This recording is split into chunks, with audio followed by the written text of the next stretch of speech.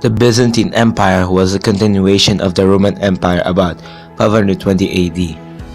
The Byzantine Empire were very powerful. Their position was on the border of Christendom and Islam. This position also meant that the empire developed tremendous wealth from trade. The Byzantine Empire had 12 rulers.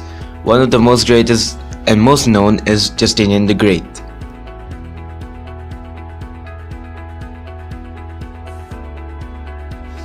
Justinian was an emperor of the Byzantine Empire who ruled from 527 AD to 565 AD.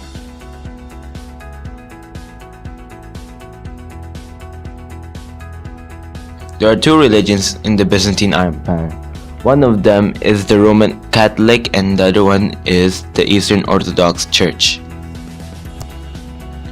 Their beliefs led them to a permanent schism. And that is what I'm gonna talk about in this video. Hey guys, today we're gonna talk about the Byzantine Empire, the religion, and their government, and what caused schism between the two churches, the West and East. Yeah, so let's get started. So what is schism? Schism is the separation of two groups that disagree on one topic or more. Just like the East and West, they both had different beliefs, so that caused schism or the separation of churches.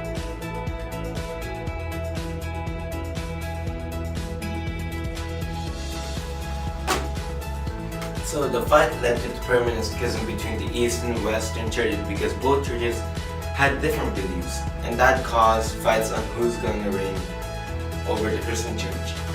So here are just some extra information. The beliefs that the Roman Catholic Church had was that priests were not allowed to marry, and divorce was not allowed, and the Pope was the leader and claimed authority over all kings and emperors. This is Pope Francis, and he is the Pope of the Catholic Church right now. Here is an example of a Catholic church. This is an example of an Eastern Orthodox patriarch. This is an example of an Eastern Orthodox church. While the Eastern Orthodox Church let priests get married, and divorce was allowed in certain conditions, and the emperor had complete authority over the patriarchs and archbishops in the empire. These are just some of the beliefs that both sides didn't agree on.